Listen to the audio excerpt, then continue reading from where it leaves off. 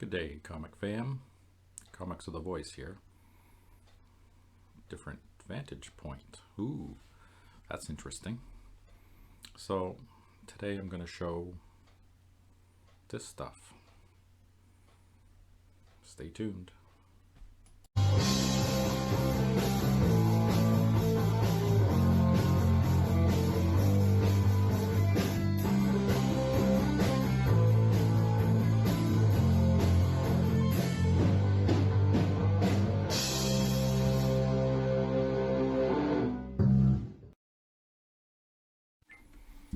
So, the voice is here. I'm going to talk about Thundercats today. And I remembered to plug in my mic this time. Because last time on the Eternals video, you guys got to crank it right up because I'm an idiot and I forgot to plug the bloody thing in. So today, I've reminded and I looked, everything's all plugged in and working. So, Thundercats. When I was a kid, I loved watching this. There was the trifecta of shows that I watched as a kid was Thundercats, Transformers, G.I. Joe. Every day after school, without fail. So this series only lasted this many issues, up to 24. So it was very close to what the TV program was, and it's done by Star, which is an offshoot of Marvel. You know, bunch of cats. They're planet Thundera, kablooey. They're in a ship flying through space trying to find a new home. They're in stasis pods. Lion-O, who is the main character there, was the same age as the little kids there, but his pod was screwed up or something and he started aging, so by the time they got to Earth he was this big, but his brain is still that of a kid. So the rest of the Thundercats are helping him sort out his life, you know, because he's got this sword of omens, really cool sword that starts out as a dagger, and he does the Thundercats, ho, and then it strength lengthens out into a big ass sword. So I got all of these one after another during that period in the 80s, and I read all of them once and then put them away and never read them ever again. Do I remember the stories? A little bit. Lots of battles and fighting, and they end up on Earth, and the mutants that they were their sworn enemies followed them, and they started fighting, and they woke up this evil creature that was already on Earth called Mumra. It was some kind of ogre thing that's like an unliving undead thing, and it wants the Sword of Omens, so it came out of the crypt and started fighting them like crazy. And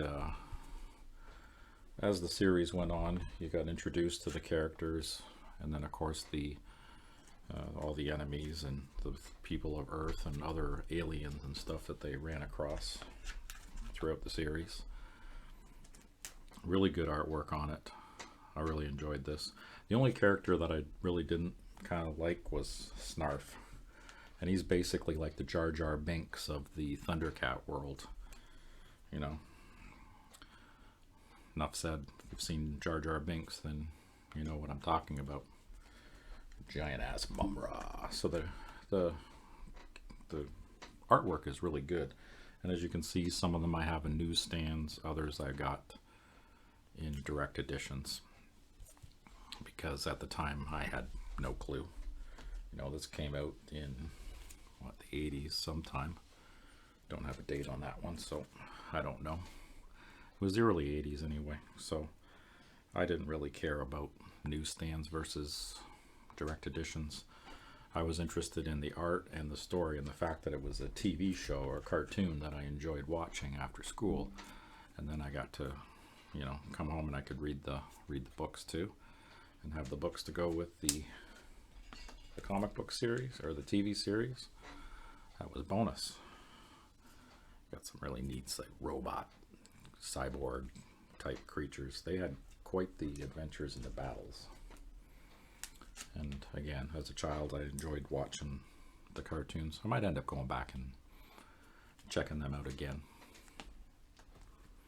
Maybe, maybe not. I don't know.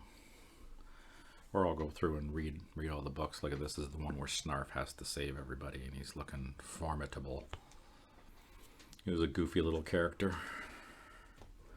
But I guess, you know what, every series has to have that lovable little mascot that everybody loves to hate. Issue 12.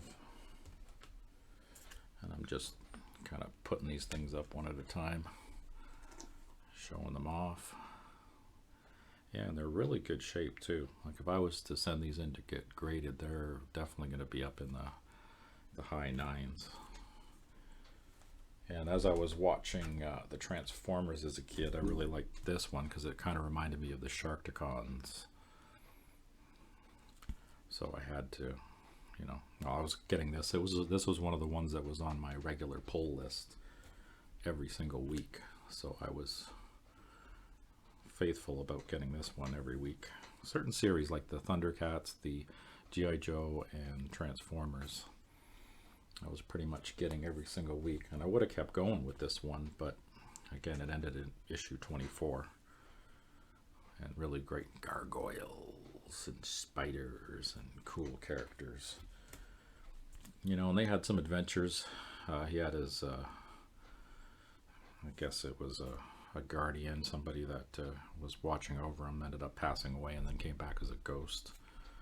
And was always talking to Lion-O and trying to guide him on the correct path. But just some really cool, bright and colorful covers.